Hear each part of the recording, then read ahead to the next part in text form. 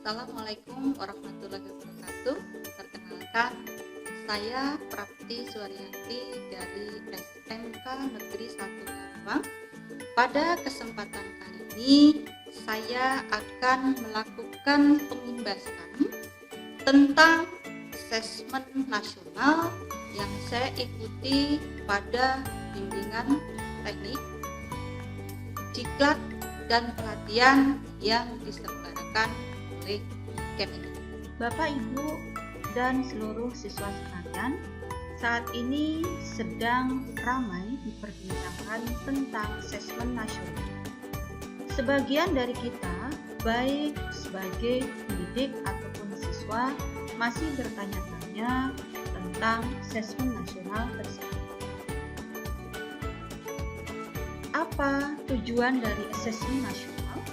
Tujuan dari asesmen nasional adalah pemetaan mutu pendidikan pada seluruh sekolah, madrasah, dan program kesetaraan jenjang dasar dan menengah.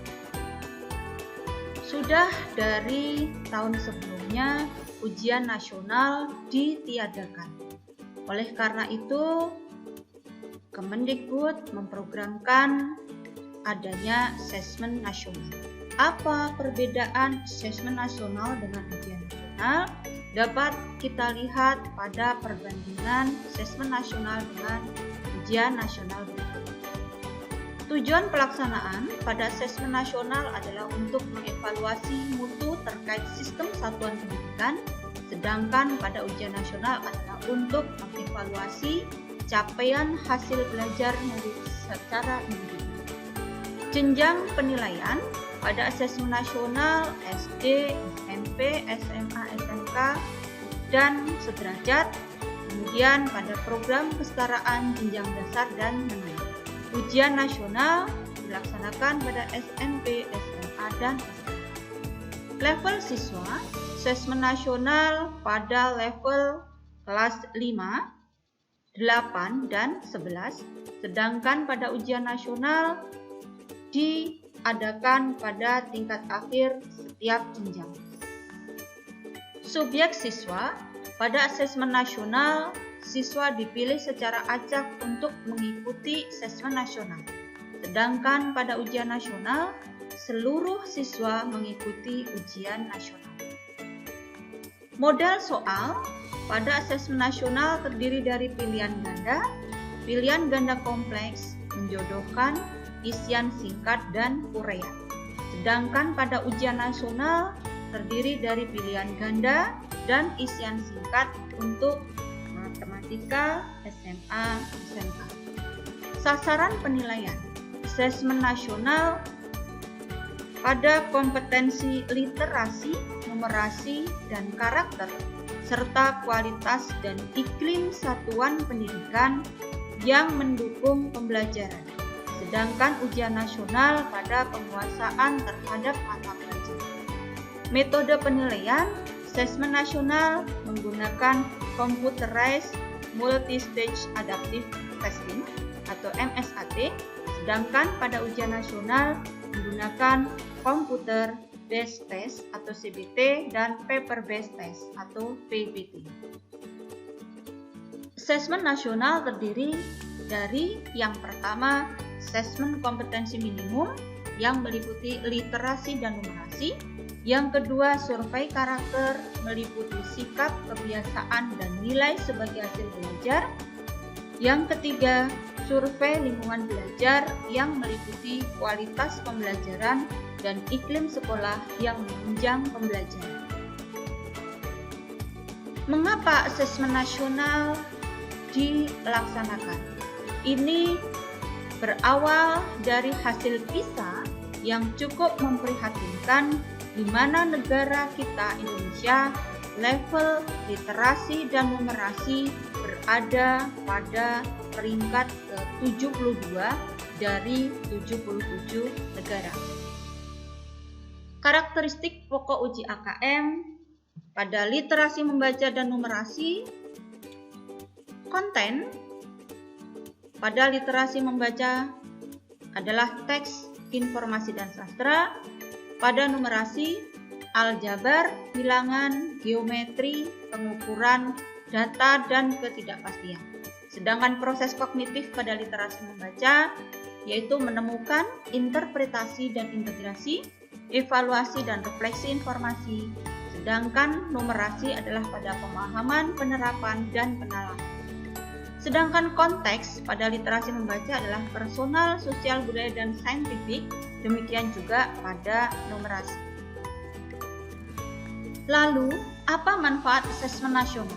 Asesmen nasional bisa dimanfaatkan sebagai potret kualitas pembelajaran di sekolah, sebagai umpan balik peningkatan kualitas pembelajaran sekolah yang nantinya akan dapat digunakan sebagai dasar untuk penyusunan program peningkatan kualitas pembelajaran sekolah atau daerah. Pada tahun 2021, Mendikbud telah menyatakan bahwa hasil asesmen nasional dimaksudkan sebagai peta awal mutu sistem pendidikan secara nasional. Asesmen nasional tidak akan digunakan untuk mengevaluasi kinerja sekolah maupun daerah. Teknis pelaksanaan asesmen nasional yang terdiri atas asesmen kompetensi minimal, survei karakter, dan survei lingkungan.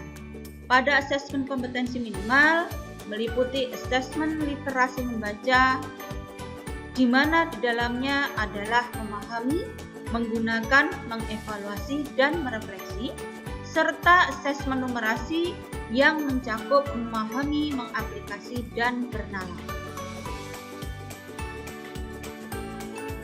Kriteria peserta asesmen nasional adalah seluruh satuan pendidikan. Tidak semua murid menjadi peserta asesmen nasional karena pemilihan sampel secara acak dipilih oleh pusat dan tidak diajukan oleh sekolah.